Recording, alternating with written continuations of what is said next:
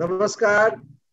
साहित्य अकादमी की वेबलाइन साहित्य श्रृंखला के अंतर्गत आयोजित आज के इस युवा साहित्य कार्यक्रम में आप सभी का हार्दिक स्वागत है, अभिनंदन है। मित्रों, साहित्य अकादमी का यह युवा साहित्य कार्यक्रम हम 4 मणिपुरी युवा लेखकों के साथ कर रहे हैं। हमारे साथ हैं श्री चांगथम रोनी कुमार जी, चाउबा हैखम जी, अनेश्वरी देवी जी और वाहेंगम रोमेन जी। 4 युवा लेखक हमारे साथ हैं और साथ ही हमारे साथ हैं मणिपुरी भाषा परामर्श मंडल के संयोजक साहित्य अकादमी में श्री एन किरण कुमार सिंह जी। आप सभी का हार्दिक स्वागत और अभिनंदन है। उन श्रोताओं का भी, दर्शकों का भी अभिनंदन है, स्वागत है जो यह कार्यक्रम देख रहे हैं यूट्यूब चैनल के माध्यम से। और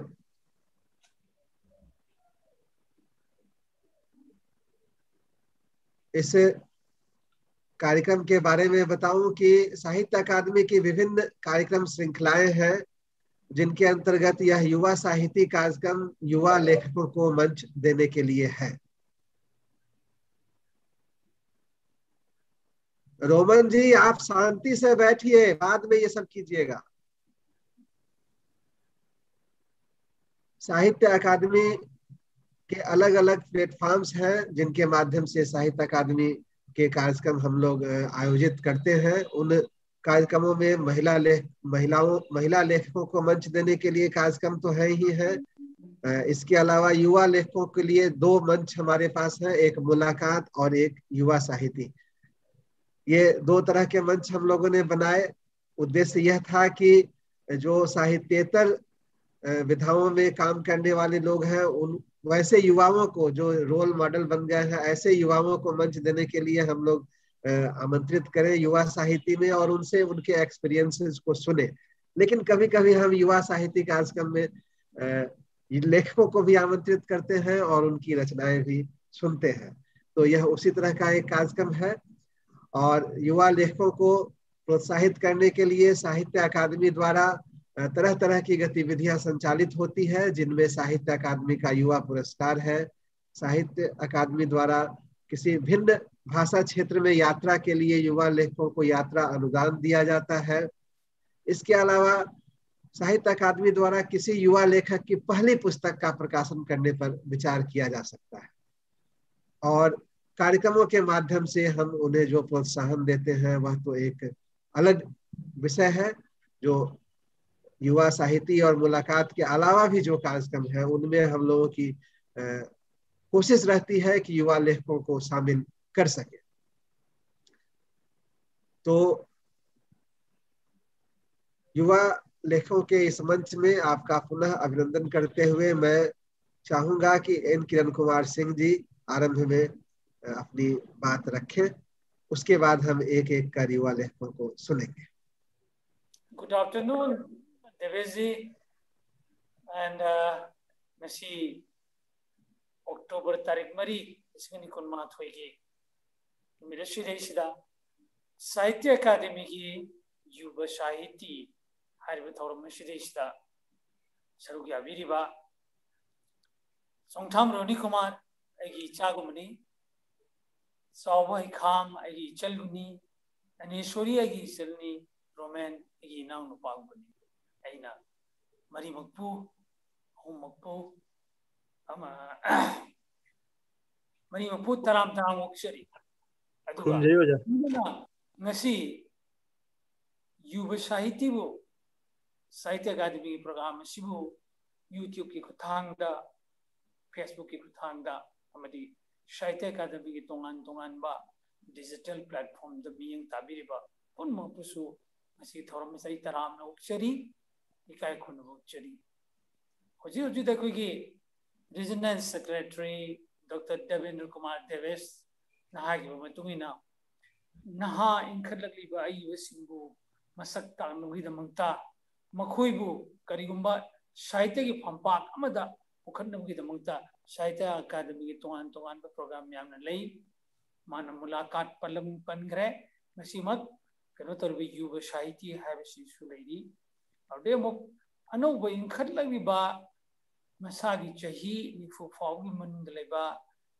अईबगी अहानबा लाइरिक फोंबगी रुम प्रोग्राम अमसु लई मदु नवोदय स्कीम कवे साहित्य अकादमी यामना तांगबा ममल लेरबा दुगुंबा थौरमनी सिना साहित्य अकादमी तोंगान प्रोग्राम सिंग लेगरे सिक नसिगी पांथोकदरबा थौरम सिदा मायोन सिंजगे अदुना इसम समना ngasi थौरम सरु याबिरिबा मयामसिगी मसक अमुतंग ताक्सगी यंबिरिबा पुनमक्ता सुंगथाम रोनी कुमार से मणिपुर यूनिवर्सिटी दगे पॉलिटिकल साइंस की ग्रेजुएट नी मासे साहित्य द याम थवाई यौजबा अदुबा इंखलगलिबा नामनी सैरेंगबु पामजबना सैरेंग थौरम सिंग सरुक याबदा मागना पेट्रियोटिक राइटर्स फोरम सिंबा पोइट्री कंपटीशन दा हमसुब मना फंगखरे अदुगा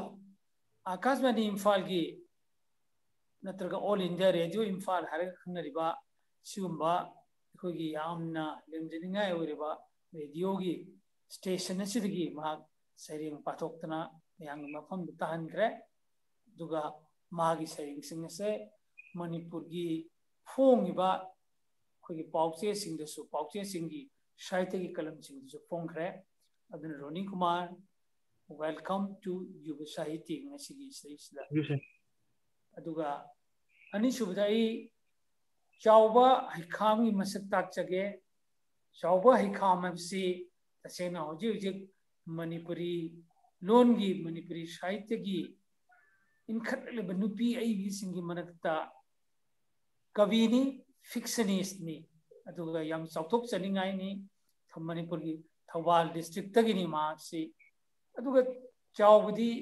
यामना चंग लाउना समाज की सेवा रसु थबक तौरिबा इंग्राजी हरगे सोशल वर्कर अदुमा अमसु ओइरी चावबा सैरेंगी लाइरिक अनि फोंखरे अदुगा वारी मिचा सिंगे अपुनबा लाइरिक अमसु फोंखरे अदुदे नतना तोंगान खोगी खोमजनबा एंथोलॉजी सिंगी एडिटर ओइनसु थबक तौबिखरे हजिमा मणिपुरी साहित्य परिषद थवाल संदुकलू Wangjing the cultural forum Manipur की मेंबर होने थबक होने सरुक याबिरी अदुगा मरुएना निंगोल खुद वांगजिंग नुपी सिंगति होइबा आई सिंगी नुकसुकी यामना थौना फबी सेक्रेटरी अमा होइना थबक पुबिरी चावबु मसिगी युवा साहित्य की थौरम मसिदा तराम नोक्चरी मथुंगा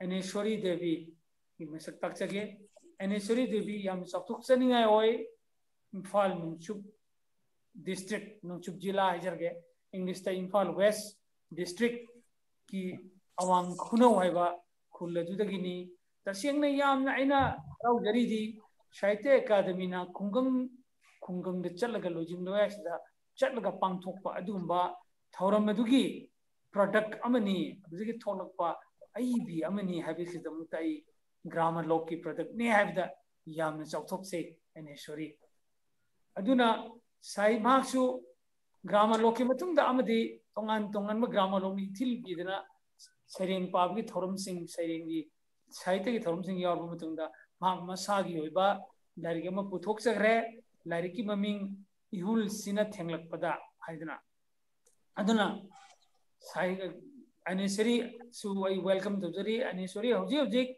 प्रोग्रेसिव राइटर्स एसोसिएशन इम्फाल नुंचुप हारम खोरजे को नोहा खोल मुसुम निंगोल खुक वांगजेगी याम इतम थोबी मेंबर अमनी लुबलोय अमनी हैनाई मैम सक्ताक्षरी अरोइबदा आई नाउ वाहेंगबम रोमैन सक्ताक्षगे मणिपुर की यंग लाउने इनखलकलिबा अदुगुंबा शॉर्ट स्टोरी राइटर फिक्शनिस्ट अमनी मणिपुरी कवि अमनी रोमैन मासी आर्ट्स ग्रेजुएशन लोइरबनी आर्ट्स ग्रेजुएट ꯑꯗꯨꯒ ꯍꯧꯖꯤꯛ ꯍꯧꯖꯤꯛ ꯃꯁꯥꯅ ꯃꯁꯥꯕꯨ ꯊꯕꯛ ꯄꯤꯖꯕꯒꯤ ꯊꯕꯛ ꯂꯣꯏꯅꯅ ꯁꯣꯁꯤꯌꯦꯜ ꯋꯥꯔꯀꯔ ꯑꯃꯁꯨꯅꯤ ꯔꯣꯃꯦꯟ ꯔꯣꯃꯦꯟ ꯇꯣꯉꯥꯟ ꯇꯣꯉꯥꯟꯕ ꯁꯥꯍꯤꯇ꯭ꯌꯒꯤ ꯂꯨꯞꯁꯤꯡꯒ ꯈꯨꯠꯁꯝꯅꯔꯤ ꯃꯤꯡ ꯑꯣꯏꯅ ꯍꯥꯏꯔꯕꯗ ꯅꯣꯡꯆꯨꯞ ꯍꯥꯔꯝ ꯈꯣꯔꯖꯤꯀꯣꯜ ꯑꯗꯨꯒ ꯌꯥꯝꯅ ꯑꯦꯛꯇꯤꯚ ꯑꯣꯏꯅ ꯌꯥꯝꯅ ꯏꯆꯪ ꯆꯪ ꯂꯥꯎꯅ ꯏꯃꯥ ꯈꯣꯜꯒ ꯁꯝꯅꯔꯤ ꯏꯃꯥ ꯈꯣꯜꯒꯤ ꯍꯧꯖꯤꯛ ꯍꯧꯖꯤꯛ ꯊꯧ ꯄꯨꯔꯤꯕ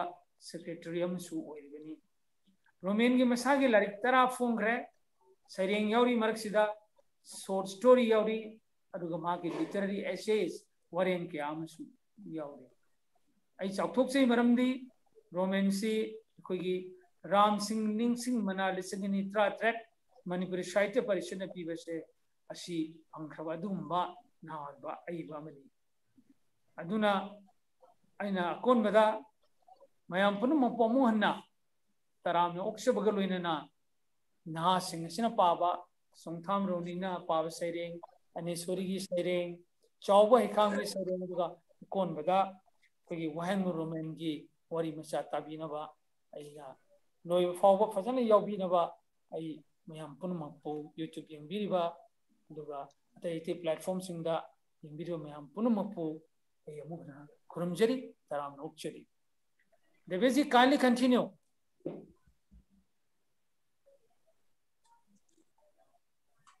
Thank you, Kiran Kumar ji. Now may I request Sri Chongtham Roni Kumar, who is a graduate in political science from Manipur University. He is a young emerging enthusiast of Manipuri literature.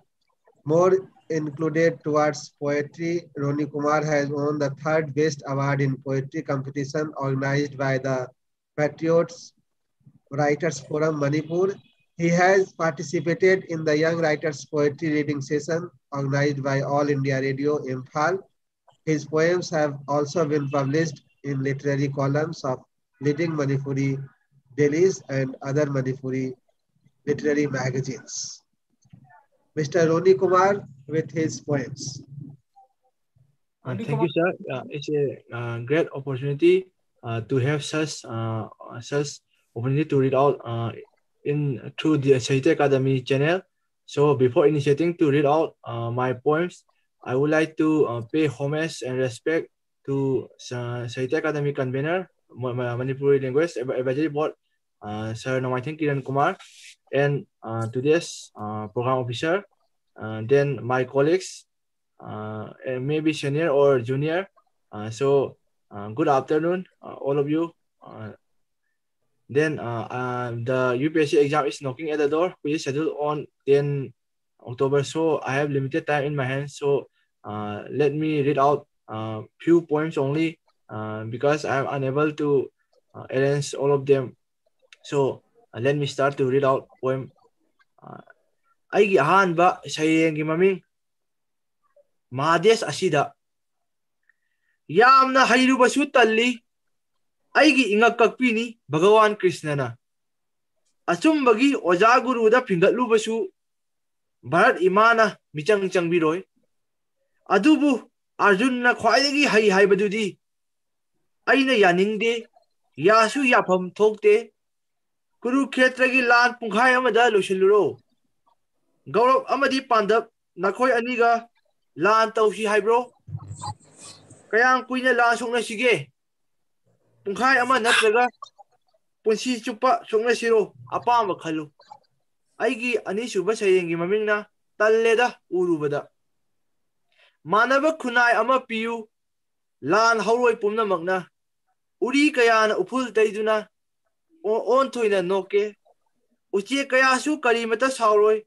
aseng madu phambaksi da tamu tharo na su laknaroi thawam michakta matil su sitarakanu iyaida ai lan horokani tenawa su paikharoi tonglage lengbanda nakhoi gi samas na taning le tamnagi mapau ta daba kuirena mahak kapi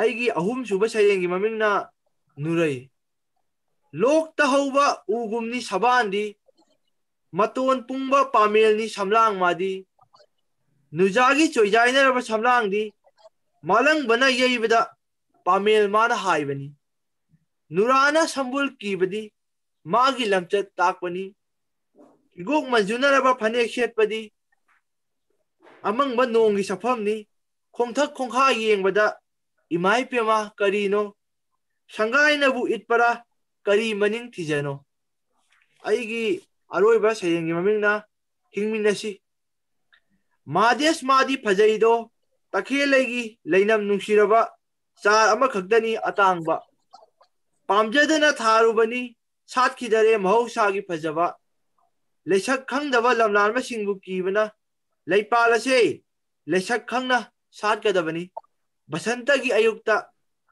सालमलबदी करीगुंबा सिंगारैगुम किरमलोय तनौ तनौ nganjage utangbi-gumnadi khanbiganu lamchat fajabi nujani. Thank you very much. Please one or two more poem please read. So I'm unable to read out by continuing it because the UPSC exam is knocking at the door, so I'm unable to arrange it. Okay, Ronnie. Okay. Sorry for this misconvenience, sir. Thank you very much, Ronnie Kumar. Now may I request Ms. Chauba Haikham, who is a dynamic Manipuri woman poet and fictionist who entered the literary scene of Manipuri language during the recent years. She hails of Thauwal district, Manipur. She is also an active social worker. She has 3 publications to her credit, 2 anthologies of poetry and 1 collection of short stories. In addition, she has edited anthologies of poetry of Manipuri women writers. She is associated with Manipuri Sahitya Parishad, Thauwal branch, and many more institutions. Chauba Haikham is now working as secretary of Ningol Khut, women's only writers organization in Thauwal district. Ms. Chauba Haikham. Thank you, sir. Good evening all. I am Haikham Chauba, Secretary Ningol Khut, Manipur, from Wangjing, Thauwal district. My firstly Manipuri poem, Nupi Mapo. Palem imagi pibung no, thabum tara napura, khongda zarapani taibang pansida, Nupi Maponi ID, Nupi Maponi ID.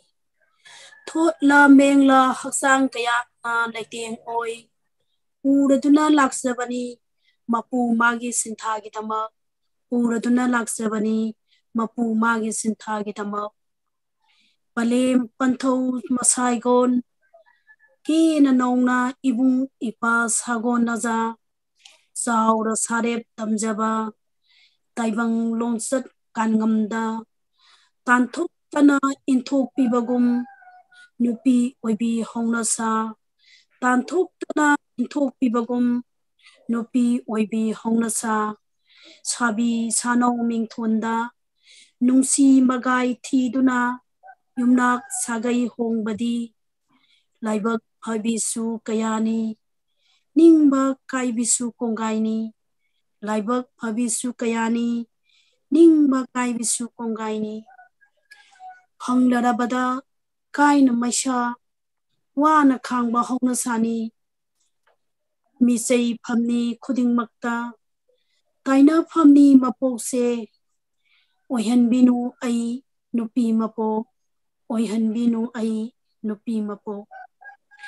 Thanung maisak ungamda, Saina masing khangdana, Ikok thakta pubadi. Thanung maisak ungamda, Saina masing khangdana, Ikok thakta pubadi. Oirubana nupi mapo, Wajabani nupi mapo. Hundok lam labada, Kanghaw dana khongloida, Aki tujung mayok na, Tuson na lenjaba, Mapok nine mapo, Nupi mapo. Minok maisa kijana, Lenjabadi punsido, Tausa na de kanana, samban nunggi hingon gum Sekai na iba mapokni hingon nunggi samban na Sekai na ina kai bani Oihan binu ne ay nupi mapo Oihan binu ne ay nupi mapo Kundo pareng na saki oy Unbi kibani ingap sangda Se lapiji ki kisina Satna bigi lanpa amagum lingdana Satna bigi lanpa amagum lingdana Kaira labada khongsatna Phungam dana khangalai Kaira labada khongsatna Phungam dana khalai ine Angang nawagi sana potkum Nini hunidang pamlambado Sanapam khangda posakum Oire ngasidi Dolai na puns thamoy gi polum Oire ne ngasidi Dolai na thamoy gi polum Leite yaw drama mai thongda Sana anamit kipi Manglan gum itaw taw Lamang na duna ipuk ningsu Taina phang khangda ihang hang Maikai mari yenjeruba Lolam le Sitna ipangi thonggansu Lolam le sitna ipangi thonggansu Oire phongbi na balai traba pakhongum Oire ne phongbi na balai traba pakhongum Maman yaw draponsi Oirubana nupi mapo Oirubana nupi mapo My second point Ningsing Zaina Taki aina nongma Nangi nungsi isay Taki aina nongma Nangi nungsi isay Sakhinak na thamoy kaira sahe Sakhinak na thamoy kaira sahe Khanghan ki aibu Irandu ki mahay kaya kaya Uhan ki nangi asyang basatam Taruraga Nangi nungsi sayak tuna Taruraga Nangi nungsi sayak tuna Samlaban na tawbu nungsi raki Pamuraki Singthok piduna Haukraba wari Singthok piduna Haukraba wari Khanghaw da milu da ihawraki Khanghaw da milu da ihawraki Lalurabana pham da Iran singdo Siet na thamkrabano kayada Saphong kidraba mari nang agi Ngasidi phangle maisa kaya na phamda gi Saitharo pena ifamda nangi Ay bungamba maduna oijero Laurage pining basaina piraro Laurage pining basaina piraro Ay bungamba oijero My lastly point Friend Why are you worried for me? Why are you worried for me? You do ask me how I was doing with your sweet and gentle word. I used to be happy with every single question of your with the thought in my mind that I should have a best friend. Have a best friend. Jawa mute togin Manipuri saring amga paro. Used to cry and I heavy hearts. We meet at the most unexpected time. By density, he was always there for me and welcome me with lovely heart. He was always there for me and welcome me with lovely heart to comfort me and my heavy heart.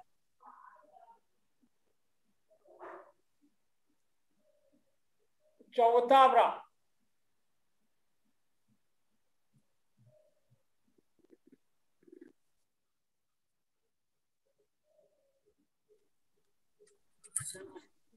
Devesi.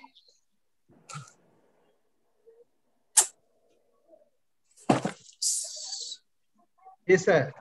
There is a, with the next participant now continue. Yeah. Thank you, Chauva Haikam.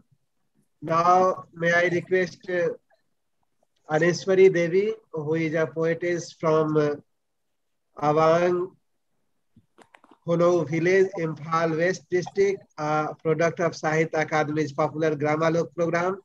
She has to her credit an anthology of Manipuri poetry entitled Ehulsina, Thengal Kabda, Moments of Inspiration. She is associated with literary organizations, Progressive Writers Association Imphal and Ningol Khut, Wanging Aneswari Devi with her poems. Sorry, Sharing Parsi.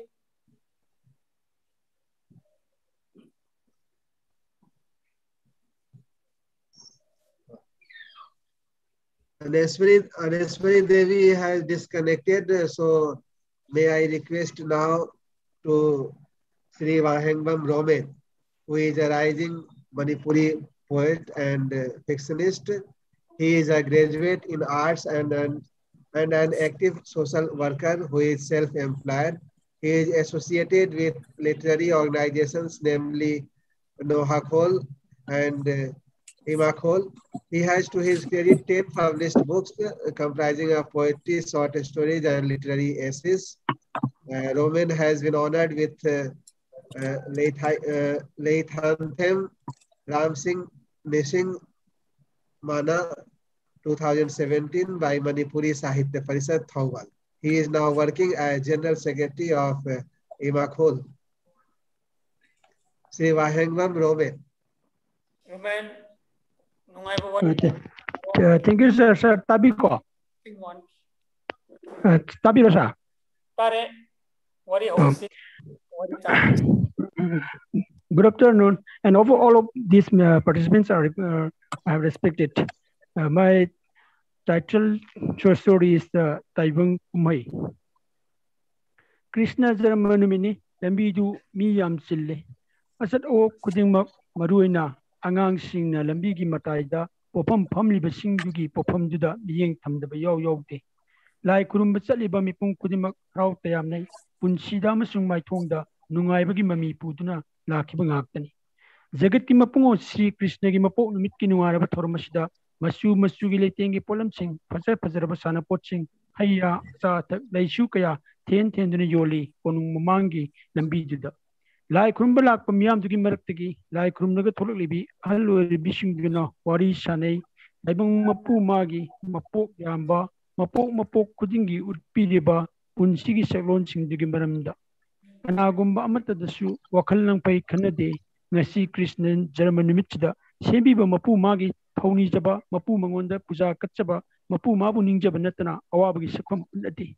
No Keduna Matumarang, whole wishing the Gimarakta, Lambigi Mataja Port Jolibi, Tabagi Popumdadi, Anganga Kapli, Hikna, Mamana Temi, Captain of Fana High, Adubuyadi, Capsara Sunumatagum, Makatem Nudre, Mana Yoliba Pochindu, Lebi Kineba, Lambi Chatli Bishingida, Kanayon Balaknari. Port one be Mama Masagi Pichol do some chummy, Kai Hene Kai came over Mami Tate, Masamato Dum Pase, Pazarabamai Tonga, Sahi Matang to get Sanadana, Awabagi Sapam Mami Amati, die.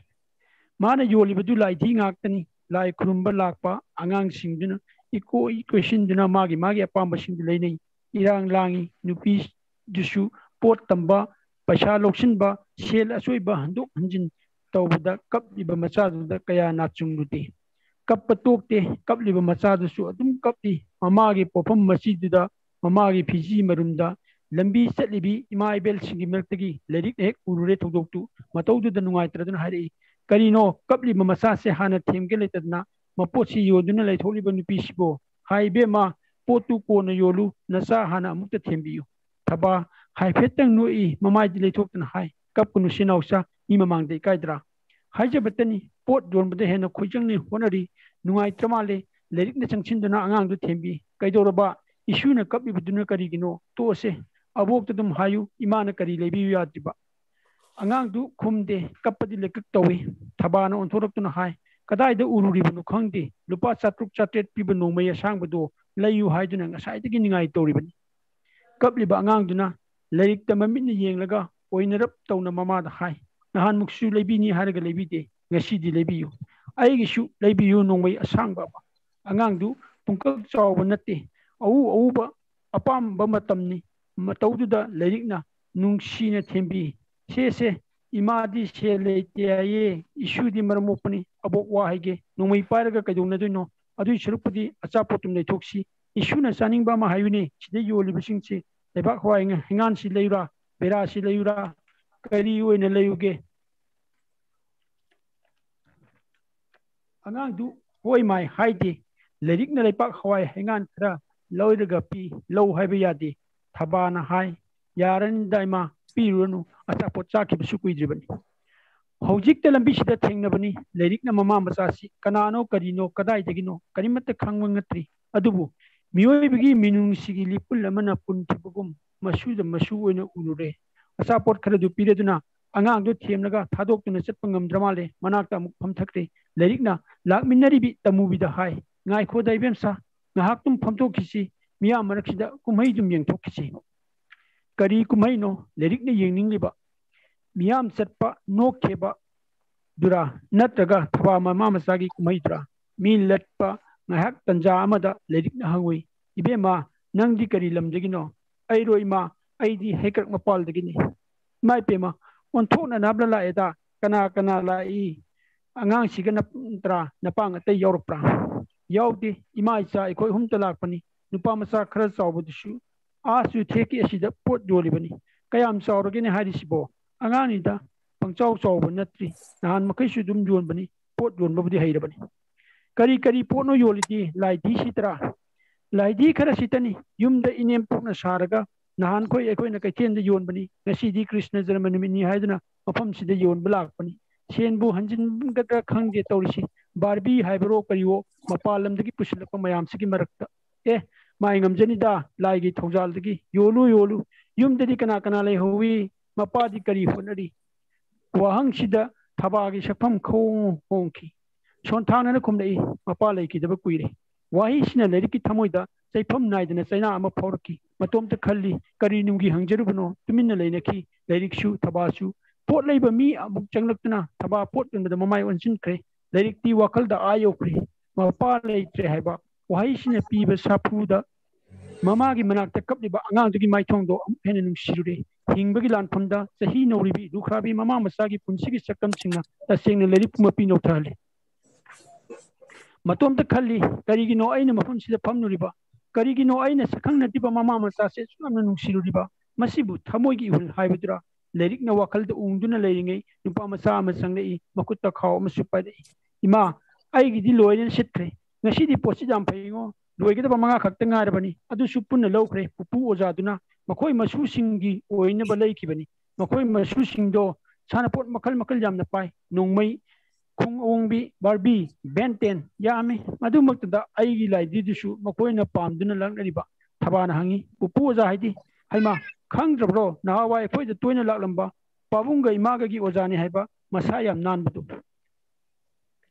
हौजिकपो इंगा नामी थबा कदाइदा लेहौरिबा तु असोम कोनुंगलोमदा संखिबनी अइगोंदा कना लाई हंगी अइना इमागा नाउचागा अखोइ हुम लाई Imangi पोफमदी मतोंदनी हरमी पुपु लाके Imangi मनाक्ता लैयु हाइबजुदा अइ पोटसु योनबा लोइरबनिना सिदा लाइसिनी करिगे हारुरिबनो नंबो थोनी खाइ जखरेदा चलौर सिदा लाओ लाइदिसि योलरोइद्रा अस्वाइदा योलुरसि लोइसु लोइरबसिबु ngaangna haba pot besili lakminariba nupa machadu mamagi manakta leiriba manawduda unsindana hai naucha hagolo chalasi lerikna khami ngai khodana yamsu yamdre areiba ghare du yon thokpa loiraga chalodana yaranni ima gari thabam aswaida amuk yolurake kadai namana pot yoli habduna loirabro nangbo za komol ngaangna manakta chungchilei lerikka su kaunei लेकाई मगनत्रबसु मसक खंग खंगनै माइकै सोमदा ओजा कोमोलबु खंगदबा इरै लेते थबा पोत चै पुनमक थादोकनगा ओजाबु खुरुमजै मसा सिंगसु ममागी मतुंग इंदना ओजा कोमोलदे खुरुमी मोरा मसा मा यावबु पीरदुना थबाना हाइजै ओजा सोमदे लेंसिन बि यारे सुम लेपगे हमंदना वारे कदाई इशु अतोंबदी मनाक्ता चंचिंदना कोनबी आइदी इंगा पुंगलुरबनी अचौबना पोट योलबनी उबदा कयाम कुइरे लाकपा अयुक्तगिरा होय ओजा अहानबा गारीदा यावरकपनी चाक इसिंगी करम तौरे हबा करिमत्ता खुमदी तुमिन लई मचानुपा खरा चावबदुना खुमई उpu ओजा अइगा नौचागदी होटल दगी ओइना खरा चारे इमादी करिमत्ता चाद्रिबनी लामगनी चासी हाइबनी अदुबु यादे ओजा कोमोलना नुंगाइतना हाइरई हबा तोंबे करिगिनोने नंगना करिमत्ता चाद्रिबगो चराम चदना थबक तौरबदी नसादो सोकनी चाक इसिंग मतम चाना निंथीने चारगो होनौने नसीगिदी कयाम जोले लोरे ओजा चटनबा तौरमलबनी ननियनगी कमदौरी नायेक यावदिदना कुइरे लाखिदबो ओजासु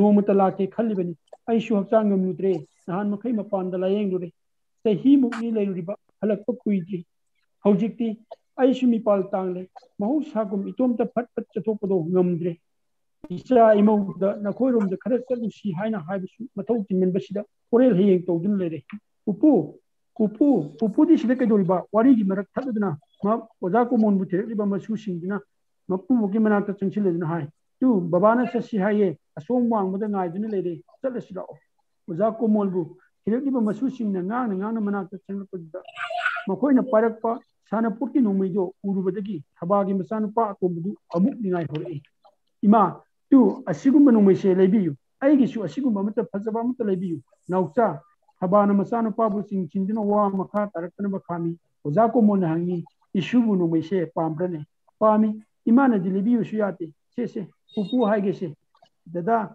nangi nomaido na nausida khara piramo upu nangi ama lebireke kalike shu babana saini mi aina babada lehen bani makoi mapada lehen lu kaino angang sigi ipang pangbo waisna oja komon haba amadi masa singi thamoida ningam degbi mami ama taki mikup amadi pungchik chikhi chikpado sugaraduna oja komon na hare hoi nakoi na paga gari da lermo upula age chalo masu sing chakre oja komon na puri kaudigi lupali sing ama lokokda thabagi masa nupa tombu da pireduna hai se pupuna piriba paisa sina isugi numayema imada lehelu yarani da oja bibirunu abana komi abatombe isu singi punsida aibusu mateng khara tahol makoi bu mi oina semgi tawdang do aigi su saru upam thokdibani ai khangni isu singa madi nangi narai bakse aina maram oidina thokki oja ko molgi thamoi da porok pasaina khol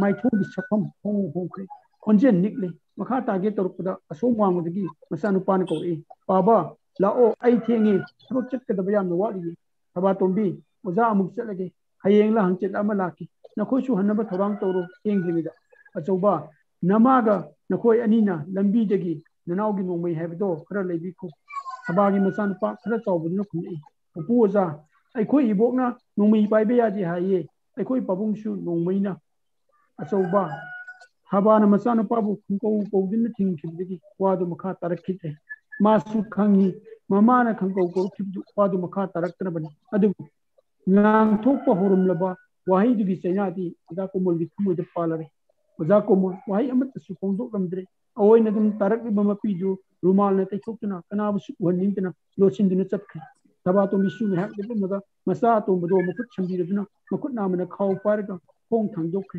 masanu pa khara chawbudsu mayamgi mamang thak mamagi mamang thak nahak mamangda sakhang nakhrabi lambi gi akalda magi pofam manakta akchi dangni lerikta tamjarami ima khoi aikoi khaji hangat charam lagi chalo ibema angang do hinthina makut chambi ko machinda haido ki lerik chu haujikti lerik na thaba mama masabu masak khungi hau khabo wari imagi makok amai chamnare shoidana oiramba tai nahalwai selgi wahodigi khana bo honarapada oja komongi twai kanna bo honabada ojagi satra oiramba nupa ama mipatta singdugi nongmaidina paduna leikhidabedugi imung manu leriki thamoida taina ama fahogi taina dugi ithak ipomna taina phang khangdana khangsaw shawningi oja komongi masanupa hona khangdabeduga masa makhoba thaba mama masagi manakta tangbadi lairatana ngahak wari sajariba mapabu namkong kokthukna puduna chatkibigi masukto shawningi taina phang khangdraduna lerikna laida tainare khangdre nongdamba nangi taibun kumaise pendi pen khideda punamaku kurumje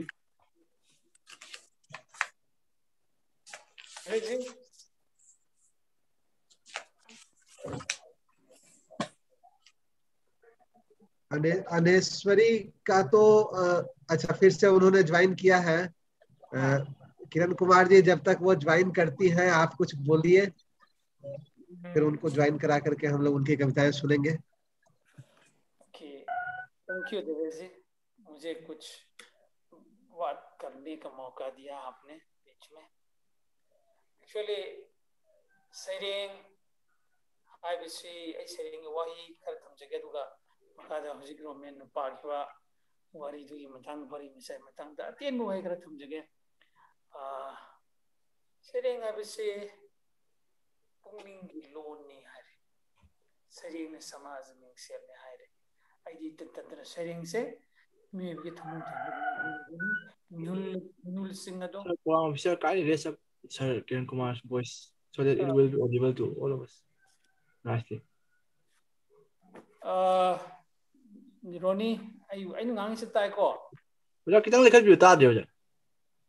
Cha. Sairing habisi pungning gi lol ni. Pungning gi emotion, sentiments, feelings mayam do. As well as silence to. Wahi do in translate to thora kan sairing. Adubu. Aina hiding e na hide ko puno mo sairing mo di yaro. Lay me sali sairing mo ro. Lay ma pap sali khoi mu pai khoi mu tu to ga lay juna lay chupe. This is not poetry at all. Poetry di kadai di lay me sali khoi mu tu na pai lay. To nga do gi ma masa kap tu lay gi matak tu lay. Ani do gi marak tu lay ba communication silence to. Adi poetry oi nang kan ma phung thok ma ko ma ta. Poetry arises then only. Aduna ngarang nan soina ima khulgi khogi lamhan ba hizam ne tagi hizam diamo ne tagi ningsing ba khogi like am phungba only munai drba kan thong cha hum thom du se hygiene se na tang sai and setting is difficult, it defies all definitions. Setting karine na ta kind of darkar masuman hiding the photo. He has a dimension. We need to discuss it in a higher platform. Right of the Chawgi setting. Chawgi setting to money meaning of the Fungeray. But the Waikon setting say, the same Chava setting more in the habitat I know when Kalay babies in hygiene say. Quid or do not setting away there. But me and among Tambu, Omju Tambu, a wise in the Carito, where the Carissim would be a Caramina Fundu, Amina, Macum Pag, the Aina, hiding him of Tobra, season never metaphors, Miam Praman, Pantamiam, Chicken of the Carly, the Afava or Jagu, our castle, and we go. That's in Roman, what is I am Nungai? That's in a worry, Miss Ashley. Maybe Taibang is Mapan neither one. Right to the Mapan, never Taibang Sidesi, the Masing Tingam, the worry, Masing numbers of stories. And the young way and Jaquina, this is Tabang when we have a say, Madushu, we talked about it, Mao, when Makambo talked about it. Adubadum, Oiri, Karamai Oiri. Nasi Roman worried. I am getting another taste, another flavor of the life. Sini worry misagi importance life. Asuk di angro mayam si life worry me gulen kambang amde do kangi maramdi ay ibu mayami thori bet tongan mahagi worry sing tongan mahag sing si adum koi dum kango pangi masini kwai di ay worry misagi amna thagat janing se adudani hojikti worry misagi important maru eba sahitya ki genre mo oire worry misagi am chokthok chaning ai ni taseng na manipur ki sahitya academy ki award ngisi phauda phangai du man sigi manunda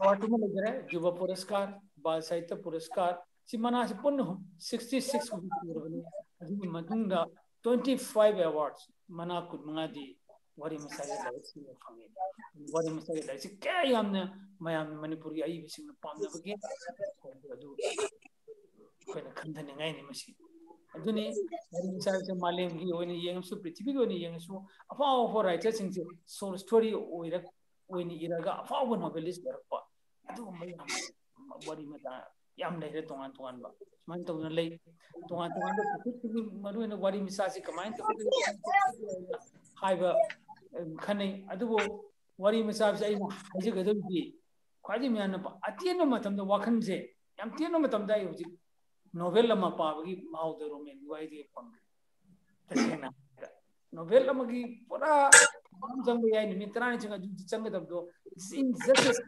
10 15 minutes 30 minutes की मनुंग the पुनिंग से थक्का ओलन मंगंबा अबगी worry मसा से मी बो Cubbon मंगंबा ओगन मंग पुनी पुली तिंगै अदुंबा साहित्य की मखल ने खन केन माय बम मपुंग फाबा वरी मफंगे तरी वरी मिचा दाबा गाइन तोंगना वरी मिचा सिंगा फसा फसा तोंगान तोंगा आर्ट फॉर्म दे सिनबा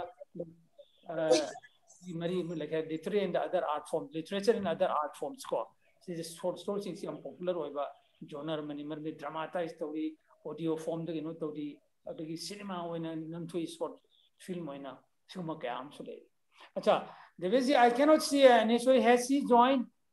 Yeah, she had joined now. Okay. Now we will request Miss Aniswari Devi to recite her poems. Okay. Thank you, sir.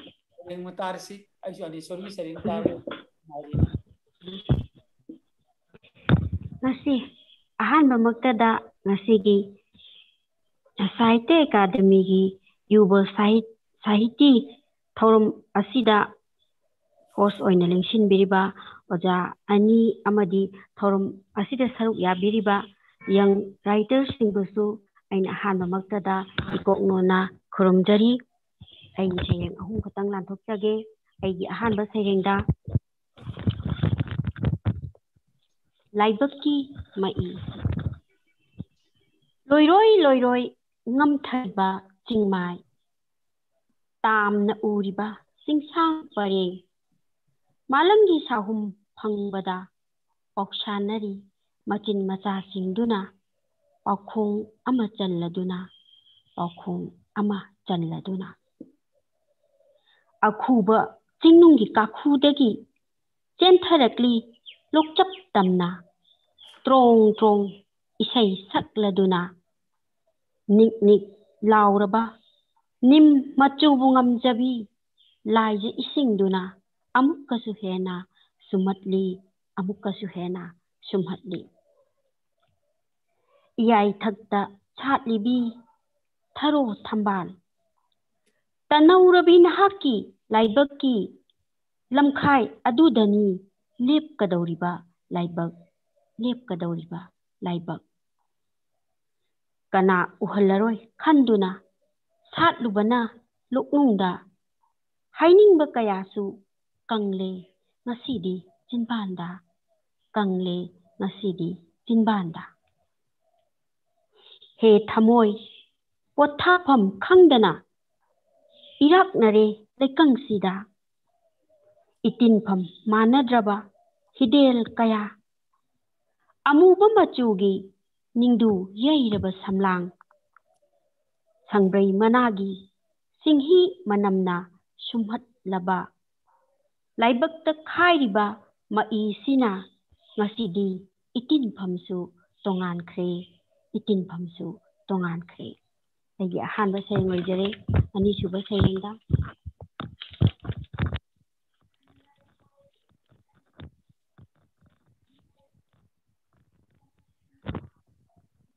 kanana singkhatpigani phiral paklaba thamoigi ipaksida tharaduna wakhalgi kairakpu lanthengnarduna laije isinga naurel masu yauda chumladuna himai puri thawai singbu tanahuraba khutcha tarana sontharaba thamoibupu tangjaladuna wakyai higi mathaktuda chentharakli maikai khangda ningamdabagi pirangna punglup ꯌꯥꯋꯣꯟꯅꯔꯗꯨꯅ ꯑꯍꯧꯕ ꯏꯔꯥꯎꯈꯣꯜꯒ ꯌꯥꯋꯣꯟꯅꯔꯗꯨꯅ ꯑꯍꯧꯕ ꯏꯔꯥꯎꯈꯣꯜꯒ ꯇꯣꯔꯕꯥꯟꯗꯨꯕꯨ ꯁꯦꯟꯅꯖꯔꯝꯕ ꯎꯖꯥꯎ ꯎꯔꯦꯜ ꯋꯥꯡꯊꯣꯏꯕ ꯈꯟꯖꯔꯗꯨꯅ ꯂꯨꯞꯈ꯭ꯔꯒꯅꯤ ꯏꯔꯣꯜ ꯅꯨꯡꯗ ꯈꯨꯠꯁꯝꯂꯗꯨꯅ ꯅꯤꯡꯉꯝꯗꯕ ꯈꯣꯟꯖꯦꯜꯕꯨ ꯑꯔꯣꯏꯕ ꯅꯤꯡꯁꯥꯁꯣꯔ ꯍꯣꯟꯈꯤꯕ ꯑꯔꯣꯏꯕ ꯅꯤꯡꯁꯥꯁꯣꯔ ꯍꯣꯟꯈꯤꯕ ꯅꯨꯡꯍꯤꯛꯅꯔꯕ ꯈꯣꯟꯖꯦꯜꯕꯨ ꯀꯣꯟꯁꯤꯟꯖ ꯇꯨꯡꯒꯨꯟꯅꯔꯗꯨꯅ ꯅꯨꯡꯉꯥꯏꯕ ꯄꯨꯡꯖꯥꯕꯨ ꯁꯤꯟꯅꯔꯗꯨꯅ ꯊꯥꯃꯝꯕ ꯑꯍꯤꯡꯗ ꯑꯋꯥꯕ ꯀꯣꯛꯊꯣꯡ ꯊꯣꯟꯈꯤꯕ ꯑꯋꯥꯕ ꯀꯣꯛꯊꯣꯡ ꯊꯣꯟꯈꯤꯕ ꯃꯤꯀꯨꯞꯇꯨꯗ ꯄꯨꯟꯁꯤꯒꯤ ꯍꯧꯈ꯭ꯔꯕ ꯆꯦꯅꯥꯕꯨ ꯑꯃꯃꯝꯇ ꯍꯥꯏꯗꯣꯛꯇꯨꯅ ꯌꯦꯡꯂꯨꯕꯗ ꯀꯣꯛꯂꯔꯣꯏꯗꯕ ꯃꯆꯨꯅ ꯉꯥꯏꯔꯗꯨꯅ ꯂꯩꯔꯝꯂꯦ ꯁꯪꯂꯗꯨꯅ ꯑꯃꯨꯕ ꯃꯆꯨꯅ ꯂꯩꯔꯝꯂꯦ ꯁꯪꯂꯗꯨꯅ ꯑꯃꯨꯕ ꯃꯆꯨꯅ ꯊꯋꯥꯏ ꯀꯌꯥ ꯀꯟꯅꯅꯕꯒꯤ ꯂꯥꯟꯊꯦꯡꯅꯔꯤꯕꯁꯤꯡꯕꯨ ꯈꯨꯝꯖꯤꯟꯈ꯭ꯔꯦ ꯑꯉꯥꯟꯕ ꯂꯝꯕꯤ ꯄꯨꯕꯤꯈ꯭ꯔꯦ ꯃꯈꯨꯠ ꯄꯥꯏꯗꯨꯅ ꯁꯨꯛꯅ ꯃꯝꯂꯕ ꯑꯍꯤꯡꯒꯤ ꯂꯝꯕꯤꯗꯨꯗ ꯁꯨꯛꯅ ꯃꯝꯂꯕ ꯑꯍꯤꯡꯒꯤ ꯂꯝꯕꯤꯗꯨꯗ ꯃꯇꯧꯗꯨꯕꯨ ꯎꯔꯨꯕꯗ ꯃꯃꯥ ꯑꯣꯏꯕꯤꯁꯤꯡꯅ ꯇꯦꯡꯊꯥꯔꯤ ꯇꯤꯡꯊꯣꯛꯂꯗꯨꯅ ꯃꯈꯣꯡ ꯈꯜꯂꯕ꯭ꯔꯥ ꯄꯨꯗꯨꯅ ꯆꯠꯂꯒꯦ ꯈꯣꯝꯂꯗꯨꯅ ꯆꯤꯠꯊ ꯅꯥꯟꯊꯍꯧꯕꯁꯤꯡ ꯃꯥꯂꯦꯝꯁꯤꯗꯒꯤ ꯈꯣꯡꯒꯨꯜ ꯊꯥꯔꯛꯂꯤꯕ꯭ꯔꯥ ꯆꯦꯕꯥꯎ ꯄꯈ꯭ꯔꯥ ꯂꯨꯈꯥꯅ ꯌꯨꯝꯂꯤꯡꯕ ꯈꯨꯟꯅꯥꯏ ꯑꯃꯒꯤꯗꯃꯛ ꯃꯣꯡꯐꯝꯇꯅ ꯊꯜꯂꯕ ꯌꯨꯝꯐꯝ ꯊꯣꯟꯅꯅꯕ ꯃꯣꯡꯐꯝꯇꯅ ꯌꯨꯝꯐꯝ ꯊꯣꯟꯅꯅꯕ ꯑꯗꯨꯉꯩ ꯏꯃꯥꯅ ꯏꯟꯕꯤꯈꯤꯕ ꯆꯥꯛꯎꯝ ꯆꯥꯛꯂꯦꯟꯗꯨꯅ ꯊꯋꯥꯏꯁꯤꯡꯗꯨꯒꯤ ꯁꯣꯛꯅꯔꯤꯕ ꯂꯥꯟꯐꯝꯗ ꯆꯣꯛꯊꯗꯕ ꯑꯣꯏꯌꯨ ꯄꯤꯈ꯭ꯔꯕꯅꯤ ꯕꯣꯔ ꯆꯣꯛꯊꯗꯕ ꯑꯣꯏꯌꯨ ꯄꯤꯈ꯭ꯔꯕꯅꯤ ꯕꯣꯔ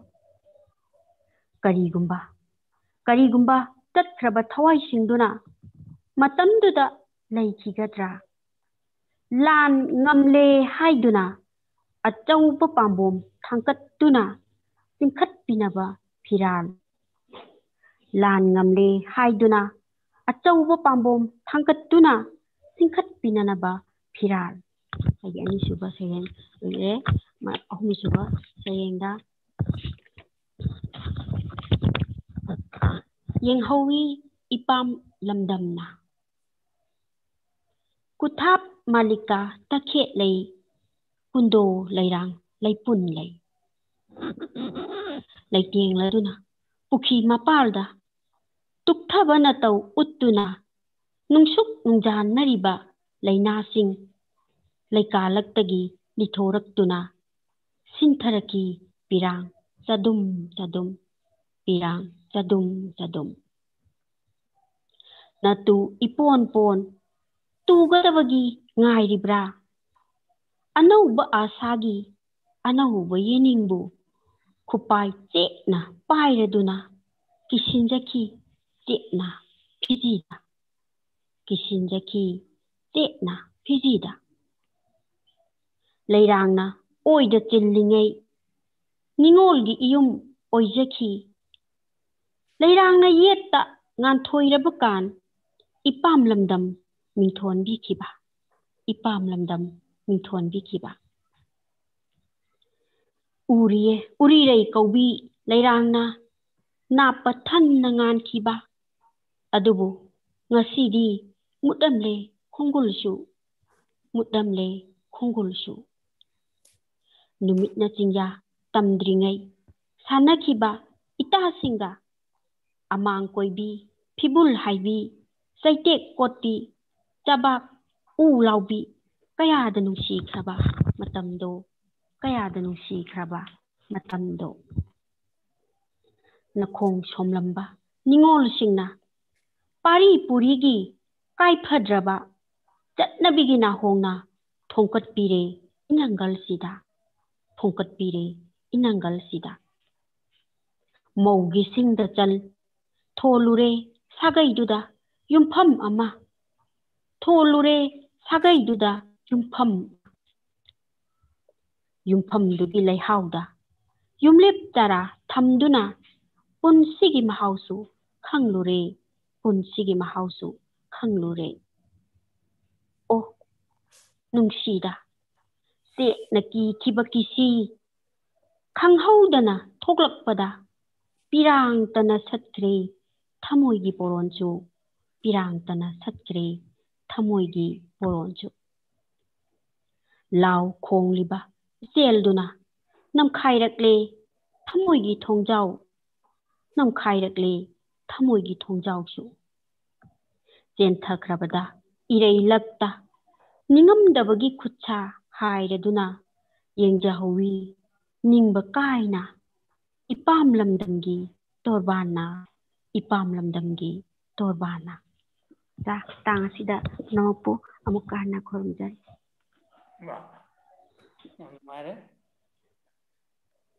Devaji? Thank you very much, Aneshwari Devi ji. Now may I request... Thank you, sir. Thank you. Now may I request Kiran Kumar ji to conclude the meeting? Yeah. And propose a vote of thanks also. Okay. Thank you very much, Devaji, again. Nasi pangthoi ba yuba sahiti da sarugya biriba ayi icha Roni Kumar songtham thagachari saring pabibagi damakta adudagi gi no wahengmam romen yam nungai ba wari ma kanthaningai ba paujel puba adumba wari ma yamna fazana tena abigre aduna hajib da wari michada telasu thuk launa khogi pungning thak khawlan mangama aduma darkar le wari michada di kaina ena hajigi da wari micha kari yam pamnari si kari no to koi prithvi de wari so thong yam gar pone kanam tan mudu loin ma loin phung mangam ponte ba ai wari micha ibi sim sim ibi mayam jigi pare khon lari kamada tongan mam hau manga tara jum phang sumain to duna wari micha gi importance sida lay punsida saitoda akoina loinmak khangba ngamdabdo wari michagi mateng si tawga asuki matik tongan tongan mausing varieties of taste flavor in life si phangba ngami na wari michagi importance sida lay haina in haijagi dune aduga achu matam skumde matam tan khanaraba matam sida di उपन्यास ama karima paabs mi singi paab pamukte adu mini manga tarada at yang lo wari ma paab dune hena paam sidani important another importance of wari misa like wari misa ibi am darkar le ne kali wari misa ibi se asu masuk lem jeni ngai suni yam chapuk chani ne yam mamal le bai bone ne khanje na mana aduga asi sayeng patuk pi ba ai isen nupi hakam chawwa Aneshwari ani doi anna thagachari duga makhataba sing haidru yuba saiti si da natana ikoina tongan tongan ba saita gi ya ngisi dorbisi da hanasu pangthuki ba kya leire adugu program su yengbiu adu da natana Manipuri Language Advisory Board ki makhata pangthoi ba web line literary series reisida school da college da tamiba mahiru sing da yam kanaba program sing saita gi program sing yam pangthokre madu akogi YouTube ta dum phangbiani nang su alamun din mani life and work yamna madu da man iramba upanyas ki mamda adugi short story gi maramda adi mani iramba mana torma translation gi maramda yam kanaba academic masak sing yam yawe angang sing gi kogi satra sing mairoi sing hajage mairoi sing gi kanaba masak yawe mogi tammi moi college syllabus gi su macha amanam study tawdi am kana gani adu sindu lobiu han yimbiu adugi onam bagi jorge tawkre adu tan amuk tongan tongan ba khanna ba about the folk tales gi or the contributions of say kogi Manipuri folk tales to Manipuri education kind of adu ba yam nungai ba yam dei khabani myam do amona fakal ga yimbiu makha taba adungi moching nungai te du si tawhanningi tawhanningde tawhanningba program sing maruina sing du su jik hariba khogi YouTube si the comments on happy rak to ken da kai madu lokale saita kai loin mu yeng adu matuna program so line up to pa ba da thame अदुना ngasi yingbiriba mayam punampu Manipur manungda nata Manipur mapansu yingmani Manipuri tariba mafam khudingda soidna yingmani maramdi ngasi prithvi punam sinba thungna webcast tawbadu ma thoramni ngasi gi participants mamona thagachari yingbiriba mayam punampu ai Kiran Kumarna nolukna khuramjari. Devaji, you may give your concluding remarks now. Have given mine. बहुत बहुत धन्यवाद किरण कुमार जी। मित्रों, आज का यह कार्यक्रम बहुत ही, हालांकि थोड़ी सी दिक्कत आई, अनेश्वरी जी हमारे साथ नहीं जुड़ पा रही थी, लेकिन फिर वो जुड़ गई और मुझे उम्मीद है कि हमारे दर्शकों को यह कार्यक्रम बहुत ही पसंद आएगा। एक छोटा कॉम्पैक्ट लेकिन बहुत ही बढ़िया कार्यक्रम, अच्छी कविताएं पढ़ी गई, एक अच्छी कहानी भी पढ़ी गई। उम्मीद है कि इस कार्यक्रम से हमारे जो दूसरे युवा साथी हैं वो भी प्रेरणा लेंगे और जो हमारे वरिष्ठ साथी हैं वो इसको देखेंगे तो वे इन्हें युवा लेखकों को अपना आशीर्वाद देंगे। आप सबसे अनुरोध होगा कि हमारे जो दूसरे कार्यक्रम भी हमारे YouTube चैनल पर मौजूद हैं उनको भी देखें और यथासंभव जो है अपनी प्रतिक्रिया से हमें अवगत कराएं। बहुत बहुत धन्यवाद। नमस्कार। नमस्कार। नमस्कार। नमस्कार।